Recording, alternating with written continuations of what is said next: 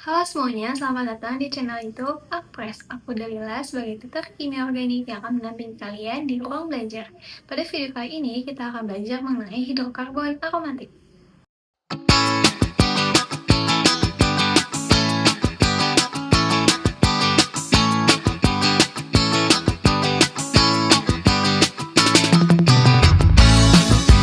Setelah kita mempelajari mengenai hidrokarbon alifatik di video sebelumnya, sekarang kita akan belajar mengenai hidrokarbon aromatik.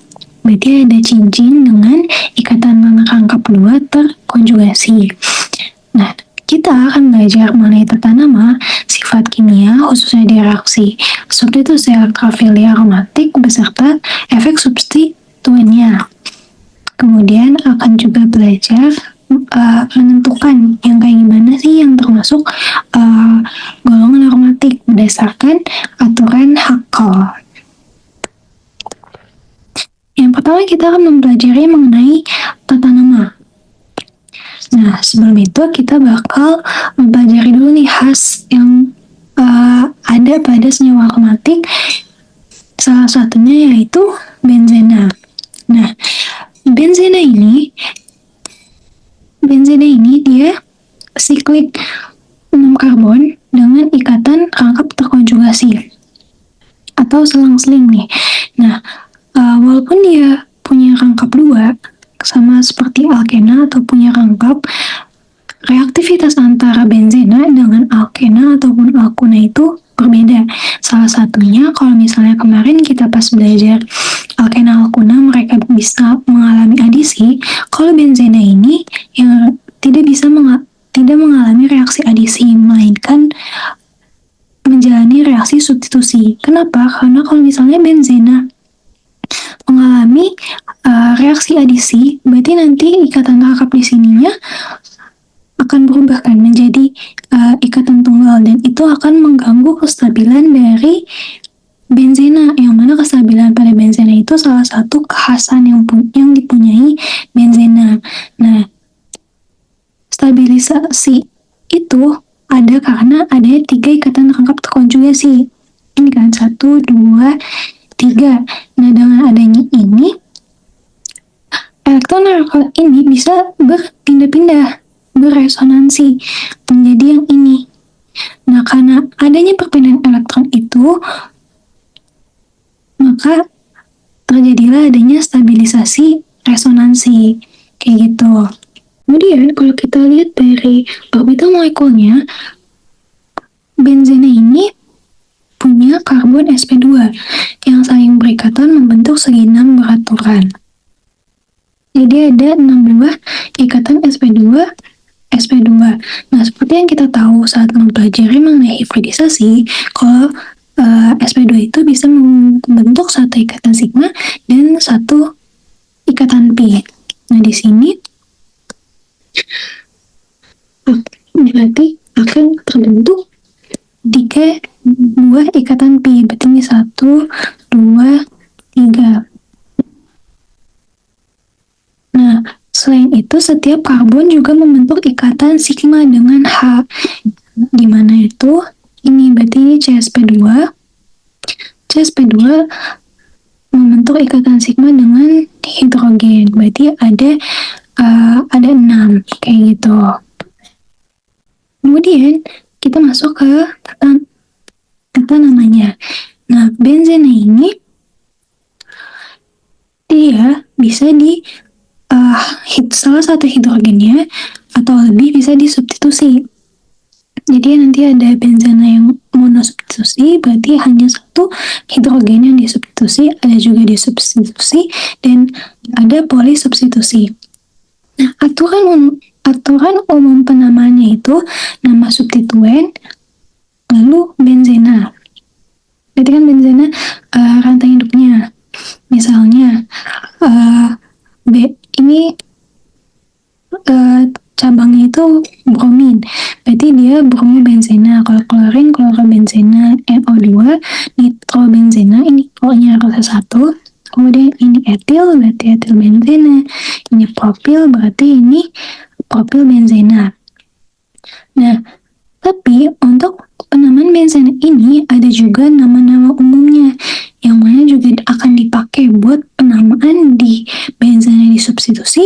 ataupun polisubstitusi. Nah, jika suatu benzenanya mengikat alkil yang memiliki nama umum, berarti kita harus menggunakan yang ada nama umumnya. Misal benzenanya mengikat metil. Nah, kita penamaannya akan menjadi toluena. Kan kalau misalnya pakai cara ini dia metil benzena. Nah, tapi jika ada nama umumnya, kita akan memakai nama umumnya. Jadi teman-teman mau nggak mau harus menghafal nama-nama umumnya sehingga bisa untuk penamaan yang disubstitusi ataupun polisubstitusi. Nah, kalau misalnya alkilnya isopropil berarti dia namanya kumena. Kalau misalnya alkilnya vinil berarti dia stirena. Kalau OH fenol. Kalau metoksi anisol, kalau aldehide benzaldehide, ini asetofenon. Ini kalau misalnya asam karboksilat dia asam benzoat. Kalau substituennya NH2 dia namanya anilina kayak gitu. Nah, gimana kalau misalnya benzenanya disubstitusi? Yang pertama, kalau misalnya dia nggak ada nama umumnya, kan kalau misalnya bromo sama kloro dia nggak ada nama umumnya kan, dia klorobenzena atau bromobenzena. Nah, kalau disubstitusi kita menggunakan depan orto, meta, atau para. Kan kalau misalnya di sikloalkana biasa kita tetap nomorin ya 1, 2 secara alfabetis. Nah, kalau misalnya pada benzena disubstitusi kita menggunakan orto, para, ataupun meta kayak gitu. Kalau misalnya posisi orto berarti antara substituen 1 dan substituen 2-nya sebelahan. Kalau misalnya substituen 1 dan substituen 2-nya selang 1 atau posisi 1, 3, berarti dia meta.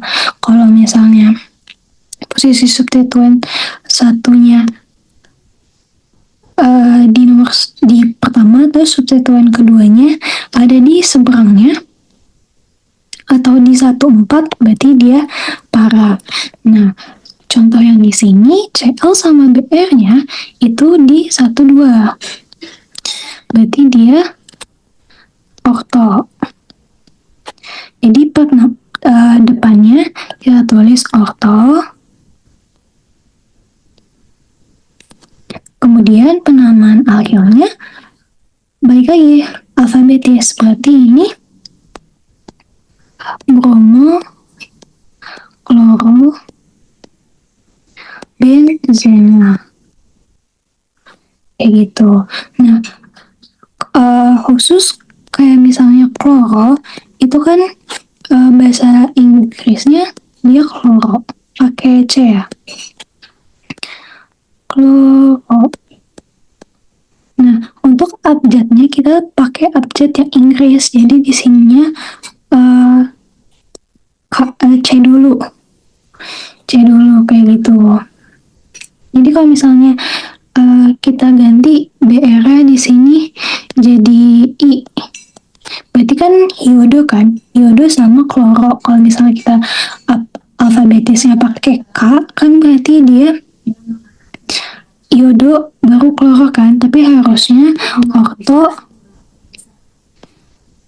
kloro, iodo, benzena.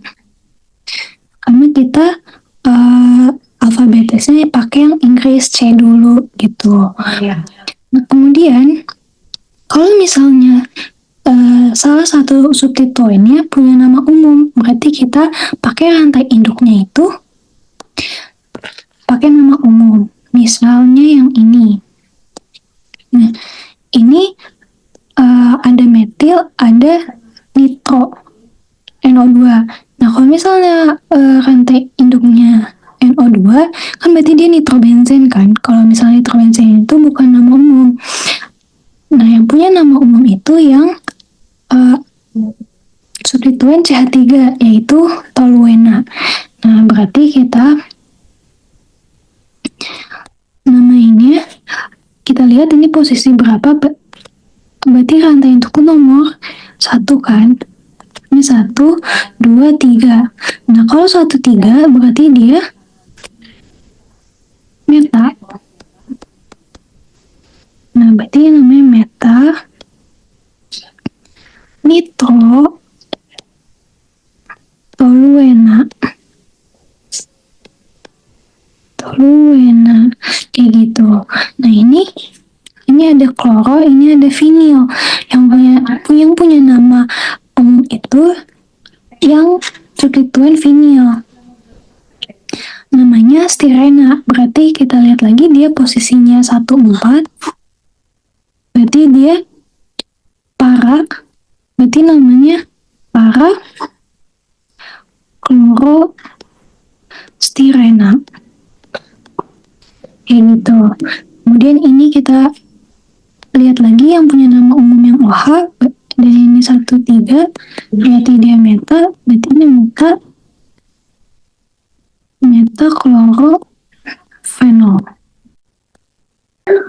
Nah, kalau misalnya disubstitusinya dengan substituen yang sama, misal di sini sama-sama metil, nah kita nggak pakai nama umumnya, jadi bukan parametil toluena, tapi kita pakai penamaan biasa seperti di sikloalkana. Jadi ini dia 1,4 dimetil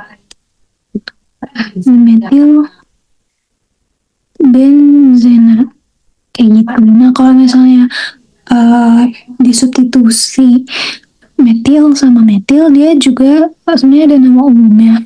Ini kan para. Kalau misalnya dia substituennya metil sama metil, dia namanya silena kayak gitu. Ada yang ada nama umumnya, ada yang enggak. Nah, ini kalau misalnya kita lihat satu doang, ini kan stirena kan, tapi karena dia disubstitusinya alkil yang sama, jadi kita penamaannya biasa. Ini kan rantai substituen vinil ya, substituen vinil. Jadi ini juga 1,4 di vinil benzena kayak gitu. Kemudian gimana kalau misalnya benzena polisubstitusi? Kalau misalnya tadi monosubstitusi langsung, substituen benzena, terus kalau misalnya disubstitusi kita pakai oktametapara, kalau di polisubstitusi kita balik lagi ke awal, pakai penomoran lagi. Nah, penomorannya ini kalau misalnya punya nama umum, berarti alkil yang punya nama umum itu bakal jadi nomor 1. Kalau misalnya gak ada yang punya nama umum, kita penamaan kayak biasa. Misalnya gini, ini kan sebenarnya toluen ya kalau misalnya metil doang, tapi kan ini ada beberapa dan kita nggak pakai nama umumnya. Jadi ini berarti 1,24 trimetil benzena. Nah, kalau yang ini dia ada yang punya nama umum kan, yang di sininya itu toluena. Nah, jadi kita rantai utamanya yang ini, jadi substituennya berarti 3,5 di kloro toluena gitu. Nah, buat yang ini sama juga, dia ada toluena di sini 1, berarti kita bisa pakai rantai induknya pakai nama umum, berarti itu 2, 4, 6 trinitro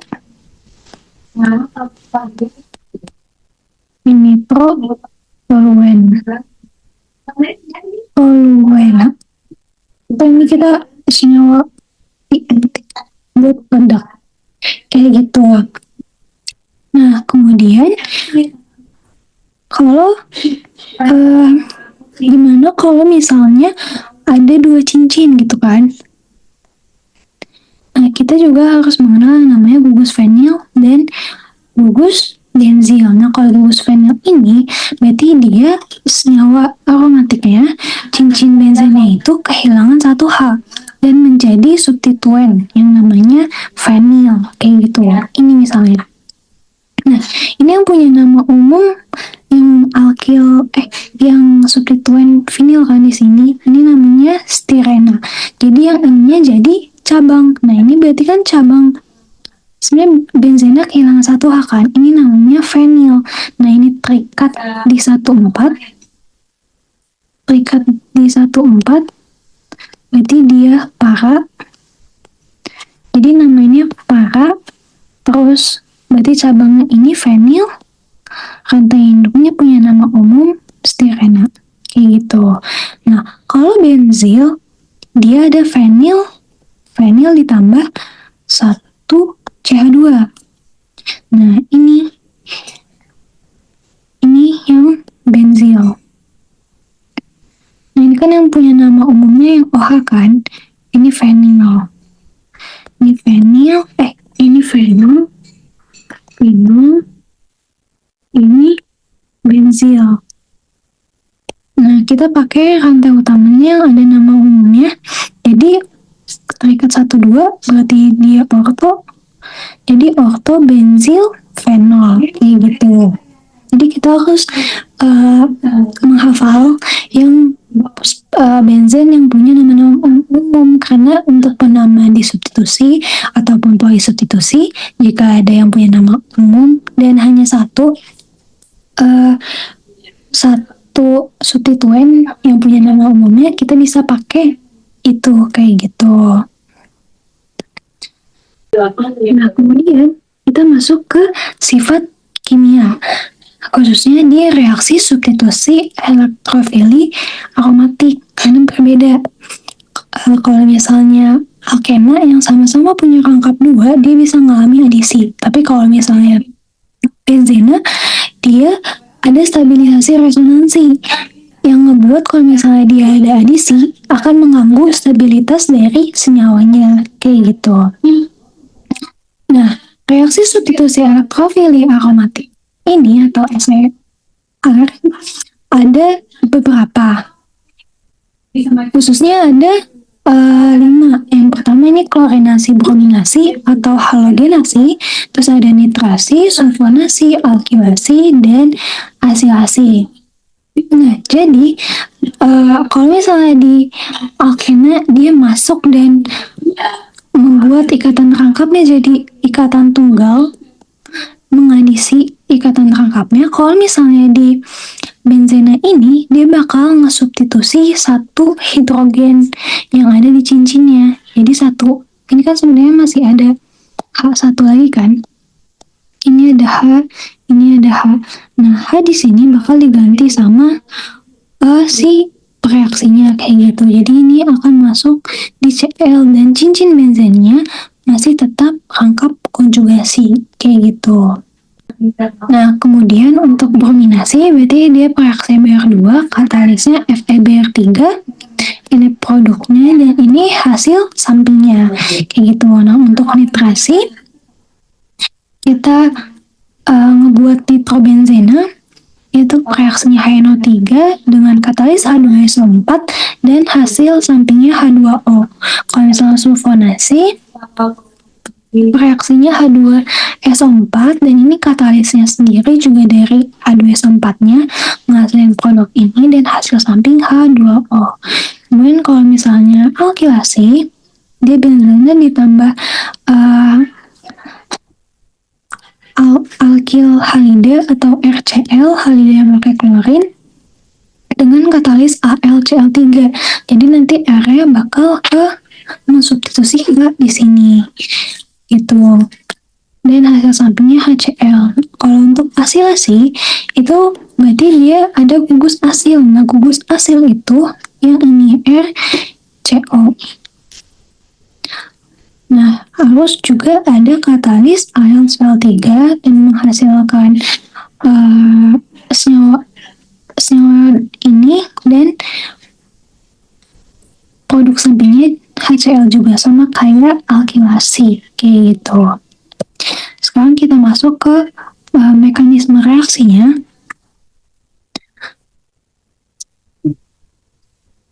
Nah, untuk mekanisme reaksi substitusi elektrofil aromatik ini ada 4 tahap. Ada 4 tahap. Yang pertama pembentukan elektrofili, yang mana itulah peran adanya katalis untuk membentuk elektrofili. Kemudian adisi elektrofili ke benzena. Ini proses yang lambat karena dengan proses adisi ke benzena berarti dia akan mengganggu stabilitas dari benzenanya, makanya aromatisitasnya sementara hilang kayak gitu. Dan eliminasi A+ yang membuat benzena kembali lagi itu prosesnya cepat. Kemudian yang keempat ada regenerasi katalis, yang seperti kita tahu kalau katalis itu akan kembali menjadi senyawa awalnya lagi di akhir kayak gitu. Nah, kita contohnya misalnya pakai yang brominasi. Tadi kan reaksinya Br2, katalisnya FeBr3. Nah, kita pakai contoh brominasi yang mana tadi reaksinya Br2, katalisnya FeBr3 yang mana akan membentuk elektrofili Br+. Oleh karena itu katalis ini harus digunakan, dan dalam penulisan reaksi juga harus ditulis, karena kalau misalnya nggak pakai katalis elektrofili ininya tidak terbentuk kayak gitu.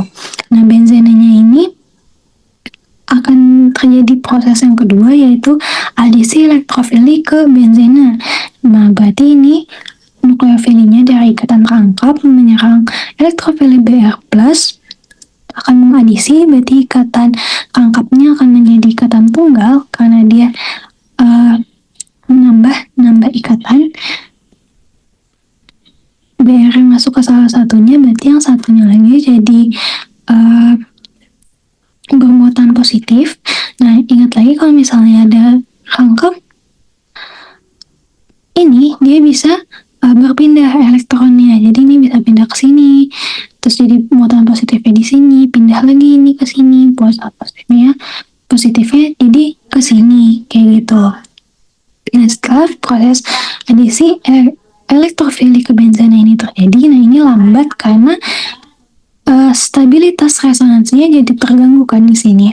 Nah, setelah itu akan ada proses eliminasi, yang mana proses eliminasi ini bakal ngebalikin ikatan rangkap yang tadi diadisi. Yang mana tadi kayak hasil reaksi dari pada pembentukan elektrofilinya bakal menyerang H, dan nanti elektron H-nya akan masuk lagi ke ikatan rangkap CC-nya. Jadi kebentuklah bromo benzena dengan kembali lagi HBr dan FeBr3. Jadi ini regenerasi katalisnya itu dia H+ tambah FeBr4 min, ini plus, ini min, yang membentuk kedua ini HBr dan FeBr3 itu untuk regenerasi katalisnya kayak gitu. Nah, hal yang sama untuk reaksi lainnya, misalnya nitrasi. Nah, di nitrasi ini kita pakai katalis H2SO4. Nanti bakal bereaksi sama HNO3 membentuk H2O plus NO2 sama HSO4 min. Kemudian elektrofilinya itu kan NO2 plus, jadi ini akan ada perpindahan elektron ke sini. Terus ikatan di sini akan membalikin elektronnya ke O, jadi akan putus.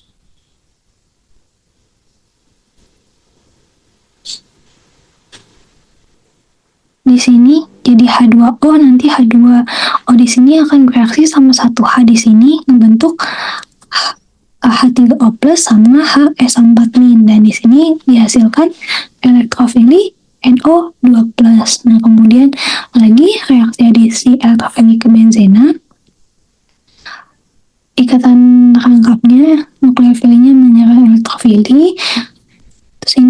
bisa adanya pergerakan elektron, jadi ada beberapa kemungkinan. Kemudian akan ada eliminasi lagi dan baru membentuk nitrobenzen. Nah, ini kan tadi katalisnya kita pakai H2SO4.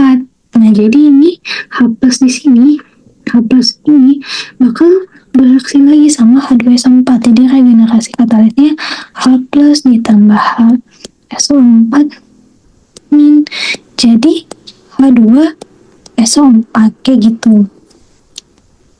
Kemudian untuk yang alkilasi masih sama. Yang pertama pembentukan elektrofili. Tadi alkilasi kita pakai katalisnya AlCl3, terus kita tambahin sama alkil halida. Ini kloretana nanti Cl-nya akan masuk ke AlCl3, jadi AlCl4 min, terus jadi yang etilnya jadi elektrofili gitu, jadi CH2 plus CH3. Nah, ini bisa juga kita bentuk dari etena kayak gitu dengan adanya adisi H+. Jadi kalau misalnya ini H plusnya masuk ke sini, berarti ini CH3 ikatannya putus, jadi di sini CH2 plus, yang mana itu yang ini kayak gitu. Nah, kemudian balik lagi ke adisi elektrofili, kemudian eliminasi, dan baru kebentuk produknya. Dan ada regenerasi katalis lagi. Kalau ini kan tadi katalisnya AlCl3. Nah, ini H+, dia regenerasi katalisnya dia H+, ditambah tadi ini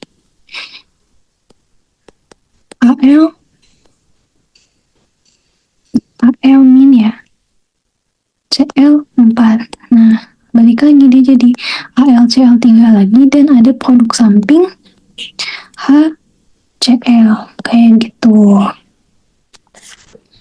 Nah, kemudian selain alkilasi ada juga asilasi, masih sama, dia pakai katalis AlCl3 buat ngebentuk elektrofilinya. Nah, setelah membentuk elektrofili, adisi elektrofili lagi, terus eliminasi H plus lagi, baru kebentuk produknya. Nah, ini juga bakal regenerasi katalis juga sama. Ini kan eliminasi H plus, berarti H plusnya keluar kan, H plus ditambah tadi hasilan pertama dia AlCl4 ya, AlCl4 kebentuk lagi AlCl3 dan HCl gitu, sama. Katalis antara asilasi sama alkilasi itu sama kayak gitu. Nah, terus kita lanjut ke bagian selanjutnya, yaitu kriteria aromatik, yang mana kita menggunakan aturan Haeckel di dalamnya untuk menentukan senyawa itu termasuk senyawa aromatik atau bukan. Nah, aturan Haeckel ini digunakan buat yang pertama molekul siklik, berarti molekul berbentuk cincin tertutup, kemudian datar semua atomnya dalam satu bidang, dan elektron pi terdelokalisasi, berarti elektron pi-nya tersebar merata di seluruh cincin, yang mana hal ini tuh bisa ada kalau misalnya si cincinnya itu ikatan rangkapnya terkonjugasi, jadi dia kayak yang benzen tadi, dia kayak yang benzen di awal kan, misalnya benzen yang ini nih. Nah, ini karena ada sp2 semuanya ikatan pi-nya terdelokalisasi di seluruh cincinnya kayak gitu. Nah, aturan Haeckel ini kita menggunakan rumus. Kita nentuin jumlah elektron pi yang ada di dalam cincinnya, yaitu rumusnya 4N plus 2, dengan N itu bilangan bulat 0, 1, 2, 3, dan seterusnya kayak gitu. Nah, misal kita punya siklopropena yang muatannya positif. Nah, berarti ini kan elektron pi itu ada di dalam ikatan rangkapnya kan. Ikatan rangkap itu ada 2 elektron pi. Dia ada satu ikatan rangkap, berarti elektron pi-nya ada 2. Nah, ini sesuai nggak nih sama hukum Huckel? Nah, kalau misalnya hukum Huckel berarti dia kan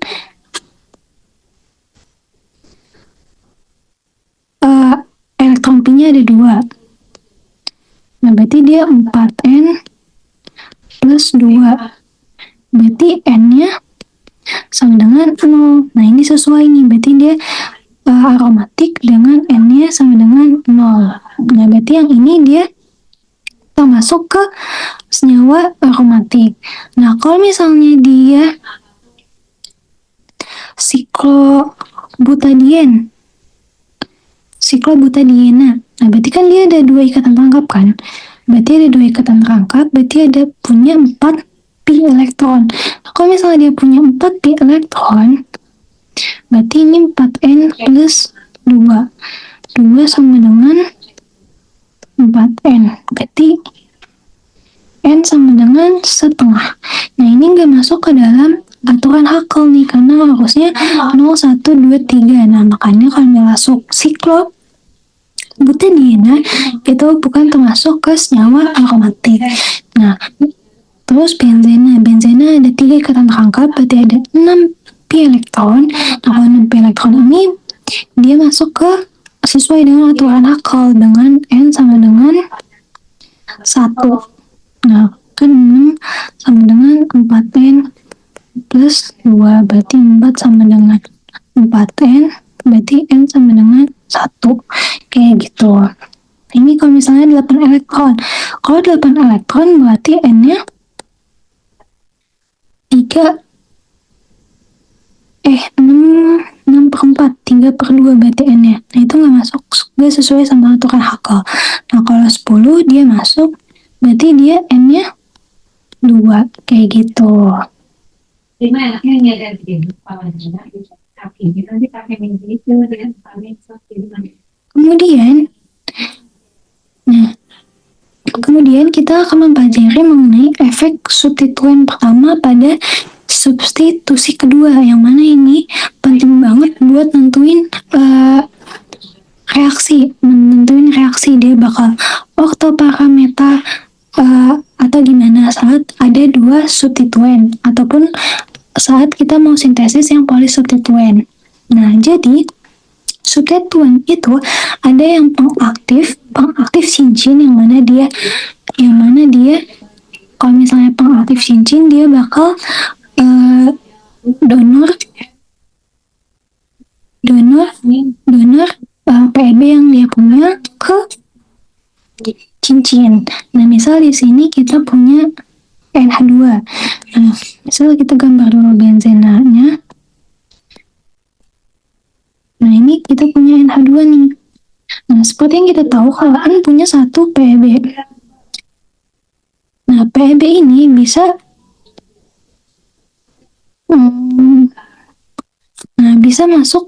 bisa terdistribusi ke dalam cincin.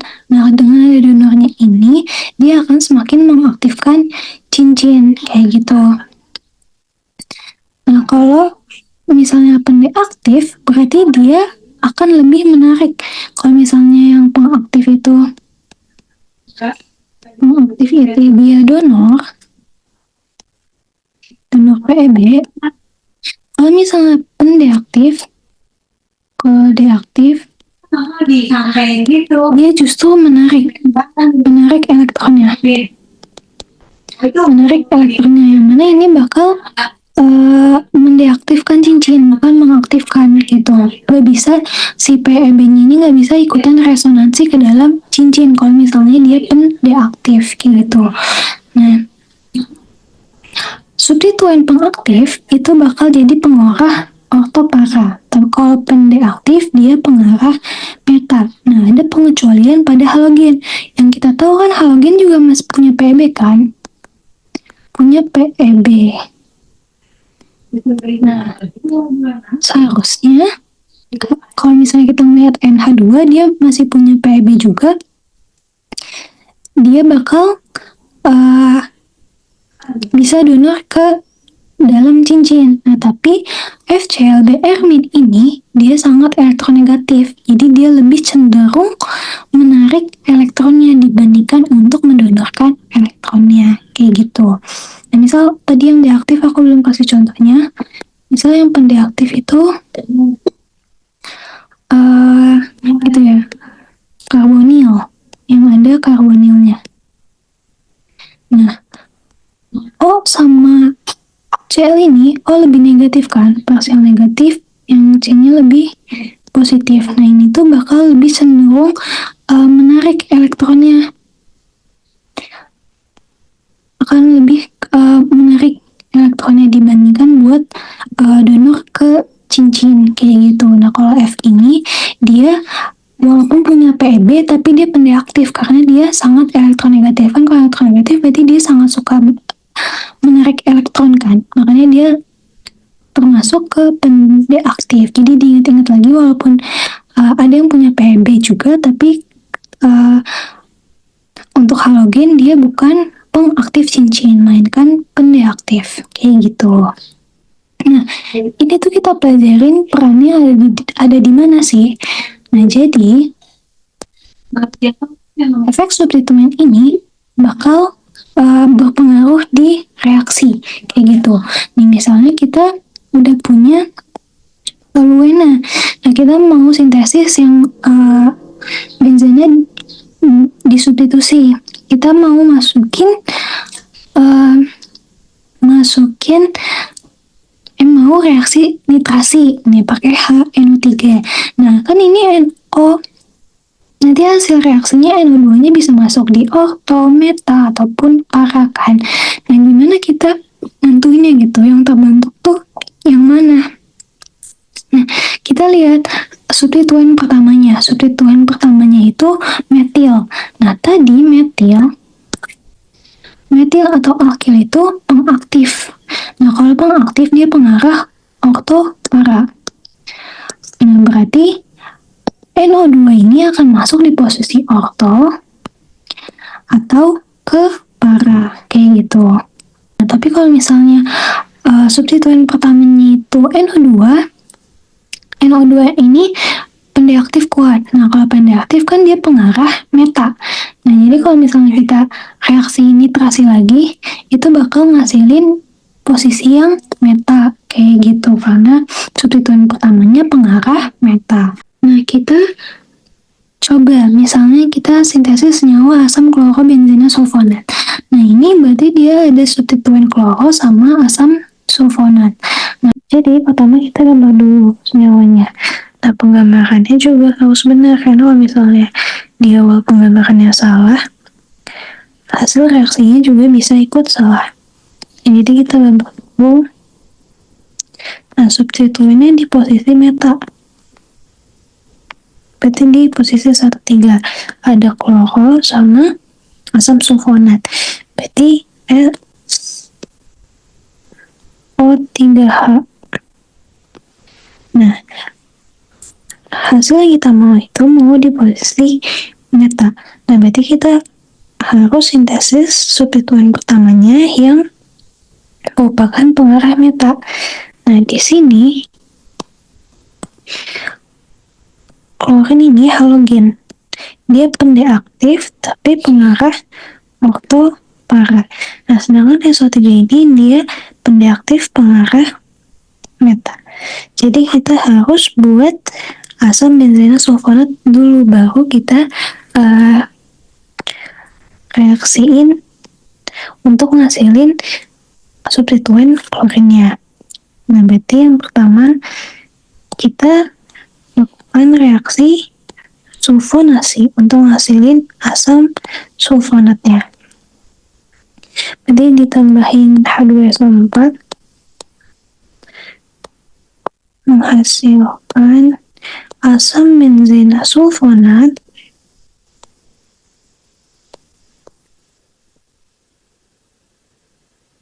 Nah, habis itu baru kita reaksiin sama Cl2.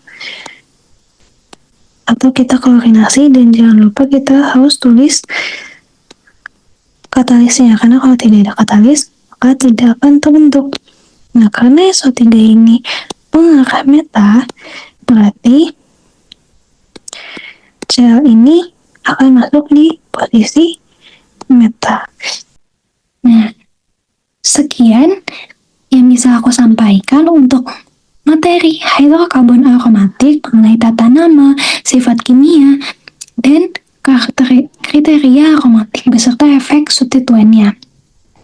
Nah, mohon maaf jika ada kesalahan selama penyampaian. Sampai jumpa di video selanjutnya.